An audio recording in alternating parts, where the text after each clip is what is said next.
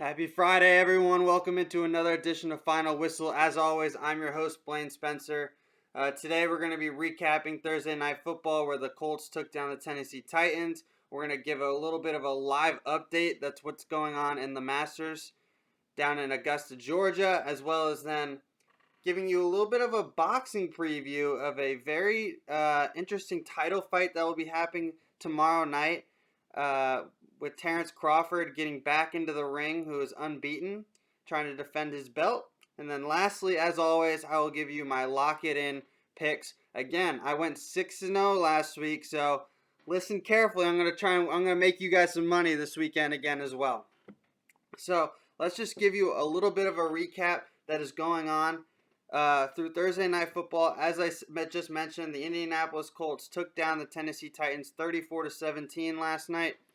Real interesting game by how it looked like the Colts matched the Tennessee Titans' identity and just stole it from them in different ways. Under Mike Vrabel, you think they're going to be a ground and pound team that relies on their defense and wins in the special teams game for the Tennessee Titans. But it was the Indianapolis Colts who were the ones pounding the rocks, running the ball down the Tennessee Titans' throat, making those critical plays on special teams with a block punt touchdown, as well as forcing a shanked punt that ended up pretty much being a significant difference in the game. Phillip Rivers did not make those mistakes that he had been making earlier in the year. He went 29 of 39, 308 yards and a score. Nyheim Hines had 12 carries, 70 yards and a touchdown. For the Titans, Derrick Henry had just over 100 yards on 19 carries in defeat. As well as Ryan Tannehill was very mediocre last night, 15 of 27 for 147 yards. I ended up getting that Thursday Night Football pick wrong. I ended up thinking that the Tennessee Titans were going to win this game relatively well, but I was very surprised by how discombobulated they looked in the second half, being shut out in the second half, unable to score a point, while the Indianapolis Colts scored 3 touchdowns to pretty much put this game on ice. Other than that, it was more just a sense of just trying to figure out who are the Tennessee Titans at the moment. Start opening the season up 5-0. They are now 1-3 in their last 4 games. And the only team that they beat was last week was the Chicago Bears. And at this point, anybody can stop the Chicago Bears offense because they just aren't able to score enough points to give their defense a chance and get off the field. But for the Colts, it was relatively a big statement that they were trying to make, especially after getting taking a beat down last week against Baltimore, getting physically outplayed, outmatched at the line of scrimmage, where they pride themselves at the line of scrimmage. They have one of the better offensive lines in football, and they just were absolutely taken down by Baltimore. And they had relatively struggled. Yes, they had been coming off of a 2-game win streak before that, but they had barely squeaked by against Cincinnati. Then they played Detroit. They hadn't really beaten a quality opponent really all season. So this was a huge statement by the Indianapolis Colts that they have a legitimate chance to take down this division and end up being the ones on top. So now they're both 6-3. I think the only issue now for them is that their schedule for Indianapolis is a lot more difficult than what Tennessee has remaining. Let's just take a look. You have Green Bay next week. Then you have Tennessee again. Then you also have the Raiders and the Steelers still on your schedule. So we're gonna learn a lot about Indy, as well as just the composure that Phillip Rivers has. Many of us thought, especially early on in the year, that they made it. Excuse me, I'm sorry. That they needed to make a change at the quarterback position in order for them to be successful. Potentially making a trade after, especially how well he had struggled. So, definitely a unique component here that we have to try and understand of how the Indianapolis Colts are trying to evolve and find their identity. And I think Tennessee has lost their identity at this point. They have become a more of a team that has lost that identity that they had. Ryan Tannehill and Derrick Henry were both playing at MVP caliber level early on in the season. They've kind of lost that as well. For the Titans, their schedule is a little bit more open for them. They still have the Packers as well. They've got the Browns, and then they have Baltimore. So it's definitely going to be a little bit of a identity check for both these teams to see how each team's going to unfold. Don't be surprised if both teams struggle in this game that's coming back up. They're going to play each other in about 2.5 weeks. Again, this time in Indianapolis to figure out who's going to be the leader and potentially come out on top in the AFC South. So let's just transition now to the Masters on CBS.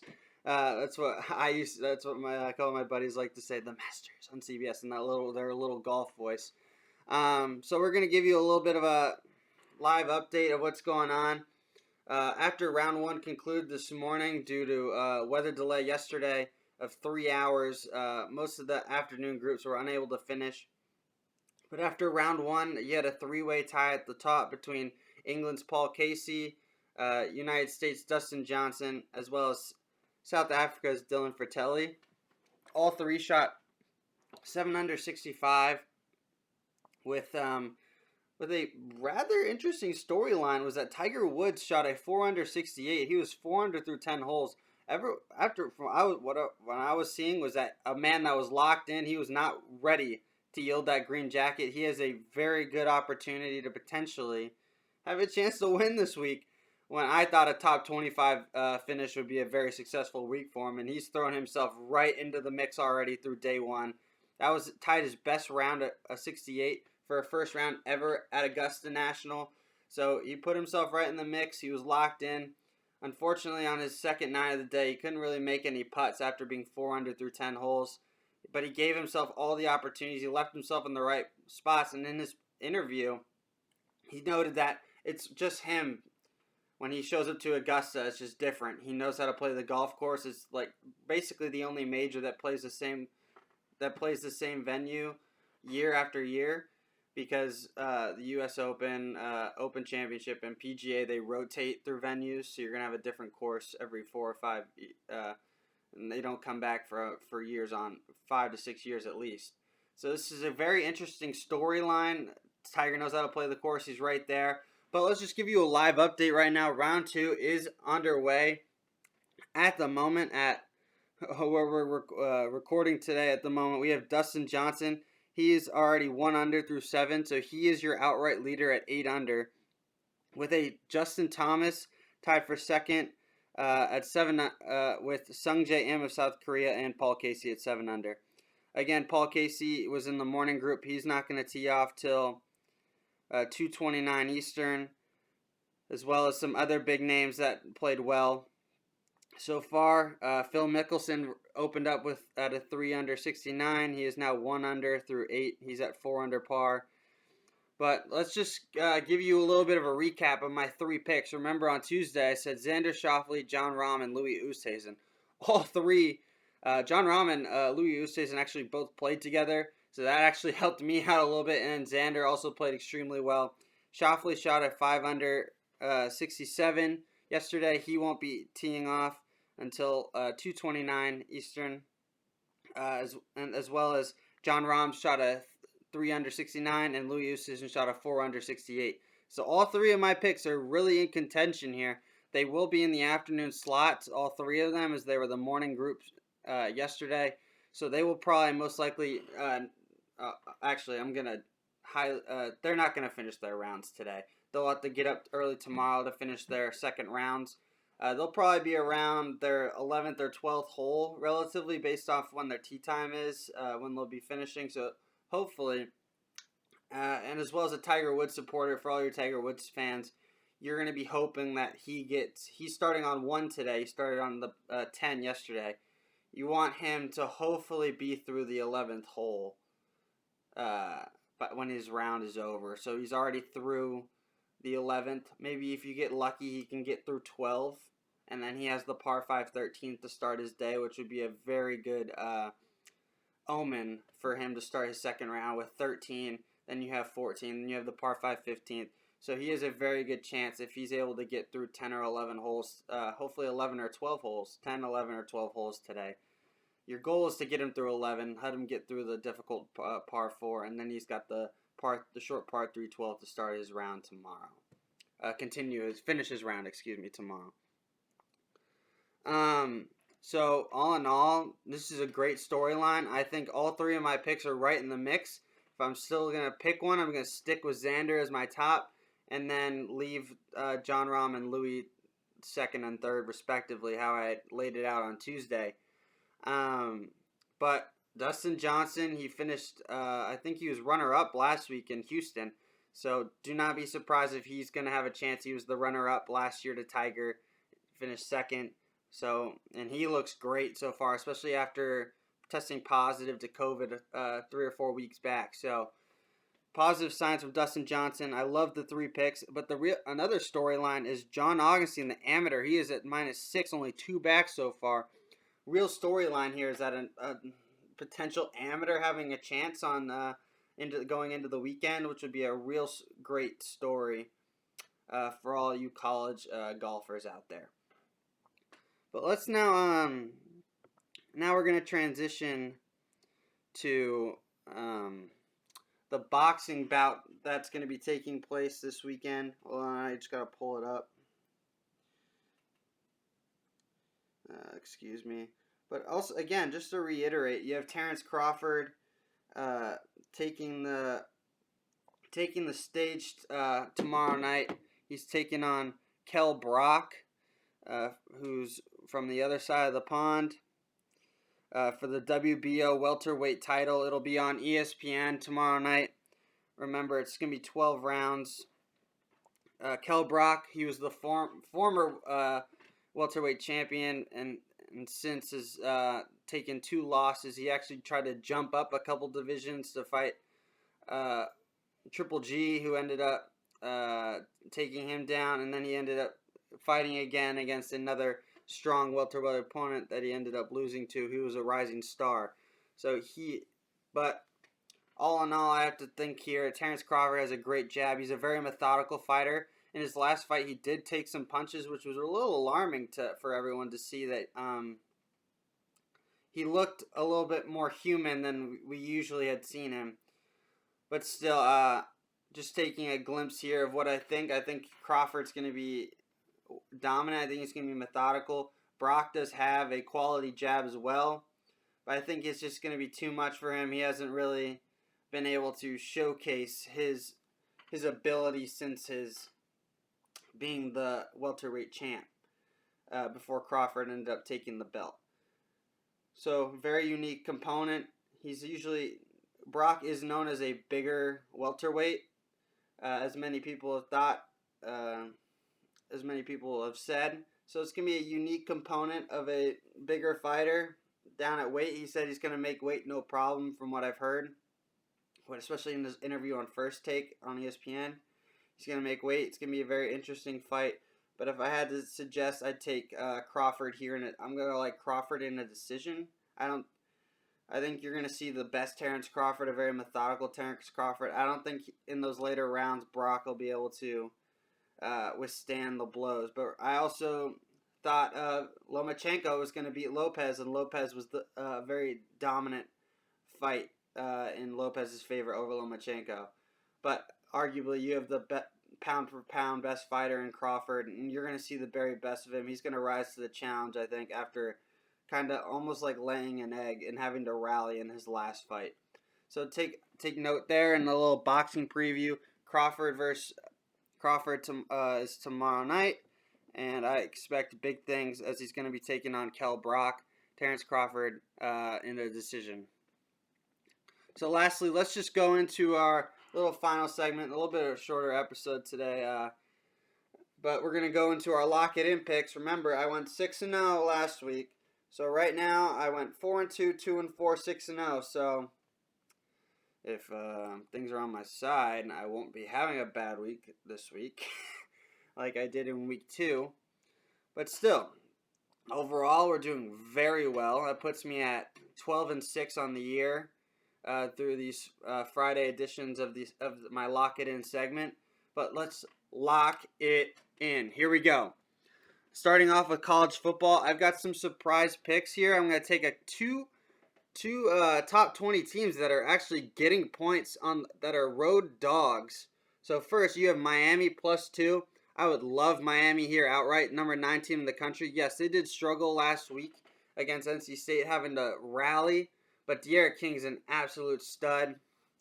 And it is in Virginia Tech at Blacksburg.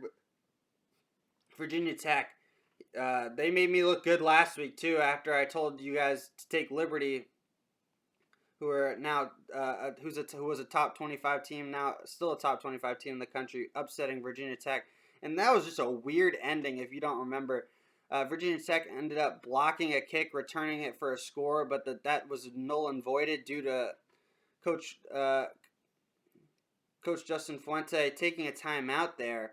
And then Liberty ended up going for it on that fourth down instead of kicking a 59-yard field goal, getting the first down, then kicking a 50-yarder, and ended up winning the game over Virginia Tech. But I can't buy into Virginia Tech's defense. That defense is not as vaunted as it used to be, especially when it was under Frank Beamer as head coach. So I love Miami Hurricanes. They have a great chance to still have an opportunity to play for the ACC championship, with their only loss being to Clemson. So they need to win out to have a legitimate shot at the ACC championship. So I'm going to take Miami here +2. I love, if I were you here, take them outright to win, because I think Miami will end up handling business. Another game that was really interesting to me was SMU getting 2.5. Who are they playing again? I know they're playing. They're on the road. They're playing Tulsa. Excuse me. Sorry. They're playing a Tulsa team that I just don't know if they played enough games for me to be confident in them. SMU is 7-1 at the moment, while Tulsa's 3-1. Tulsa just keeps getting derailed by the whole COVID-19, with games being canceled or postponed and whatnot. So, and then in their last game, I wasn't really overly impressed. They should have lost that game to East Carolina. So, but a couple of calls went their way that the AAC ended up admitting that they got wrong. So I love Shane Buechele too. The transfer from Texas, he's absolutely lit it up while he's been the SMU starter.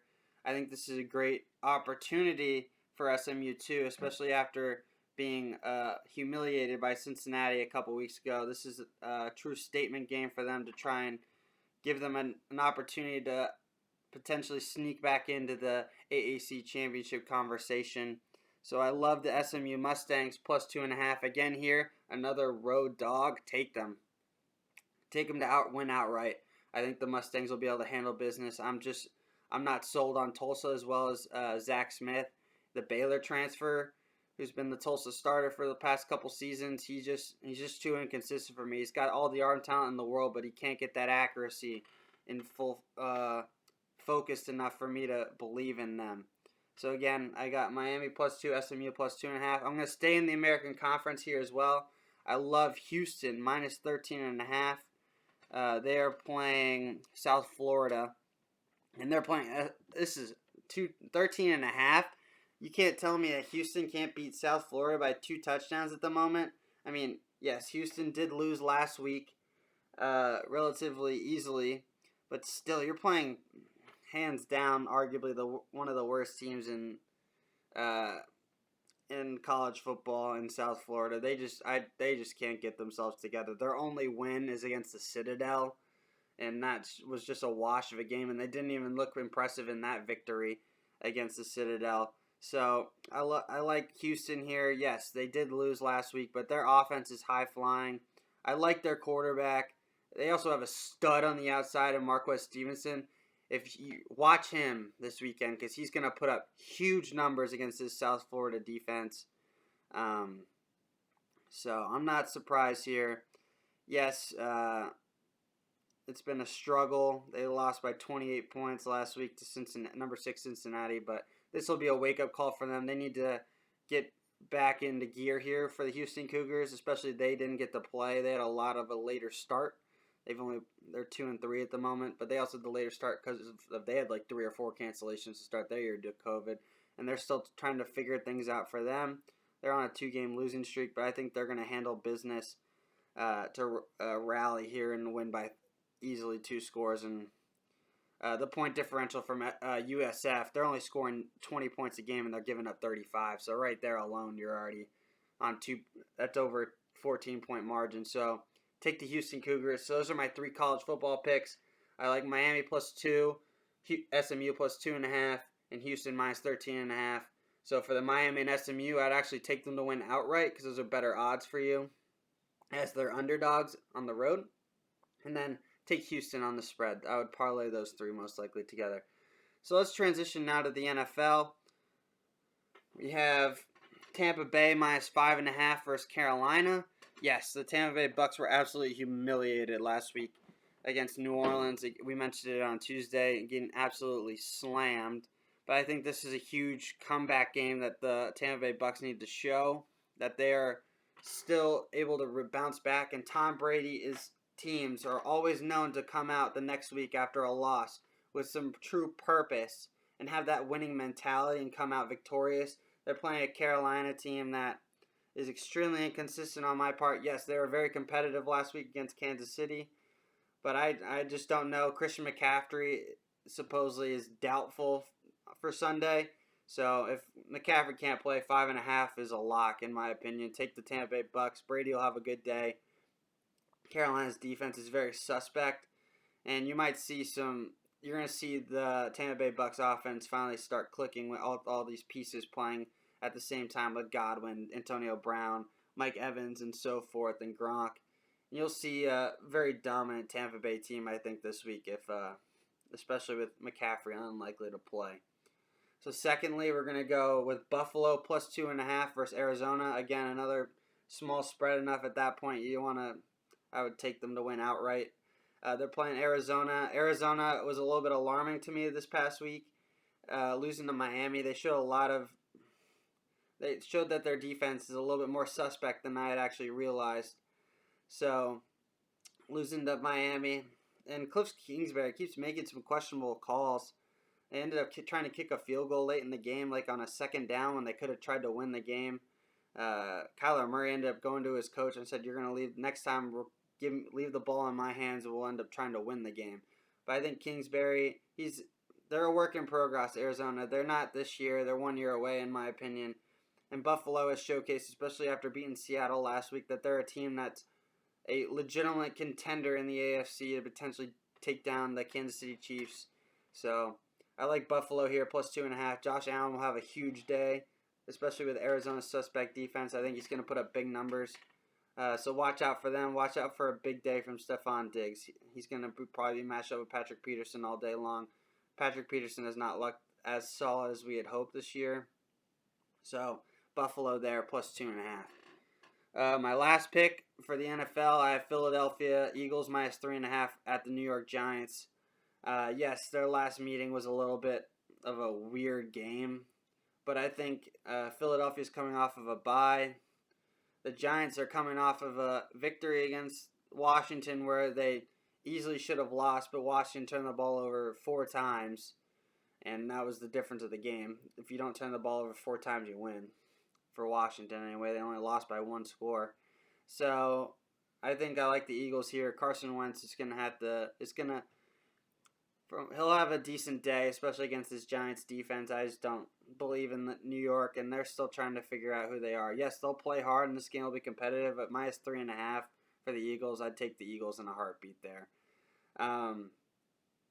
Carson Wentz will be solid. Watch out for Boston Scott out of the backfield. He reminds me a lot of Darren Sproles when he was there in Philadelphia. So, and then we'll just have to see. Philadelphia is still depleted on the offensive side of the ball, but I think Philadelphia knows that this is their chance to start rallying off some wins and taking this division by the throat and taking a substantial lead here in the division. So, Eagles -3.5. Carson Wentz, you need to show up. Daniel Jones will turn the ball over. He didn't turn the ball over last week, so that was a miracle in itself. But still, so here we go. NFL, I got Tampa Bay -5.5 over Carolina, Buffalo +2.5 versus Arizona, and then Philadelphia -3.5 versus New York Giants. So lock those picks in. Ready? Because I'm gonna get you 6-0 for a second consecutive week if you're paying attention. Remember, my lock-it-in picks were Miami +2. I would take Miami outright if you want those better odds against Virginia Tech. Then you have SMU +2.5 versus Tulsa. Again, another road top 20 team that's a road dog. Take SMU to win outright there. Then you have Houston -13.5 against an abysmal South Florida team. That spread will probably skyrocket once people realize that it's that low at the moment. Then you have in the NFL, Tampa Bay -5.5 versus Carolina. That spread will go up, especially when Christian McCaffrey is officially ruled out. It's highly unlikely he will play. I think if Christian does play, still take Tampa Bay -5.5. They're going to put a statement and use Carolina as a boxing bag, I think, after being abysmally embarrassed by the New Orleans Saints last week. Buffalo +2.5. Again, another road dog.